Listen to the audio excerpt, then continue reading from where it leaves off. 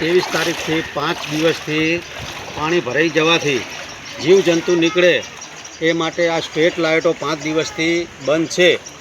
જીબીની બેદરકારી, વાયર તૂટીને હેઠો પડેલો છે. આ અત્યારે અહીં ચાલુ વાયર છે.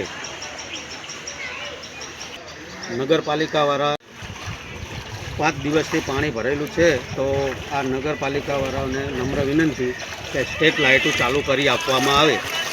જીવજંતુ નીકળવાની ભય રહેશે અને 5 દિવસથી લાઇટો બંધ છે અને ટીચણ સમાણા પાણી હજુ ભરાયેલા છે. ફુલવાડી રોડ.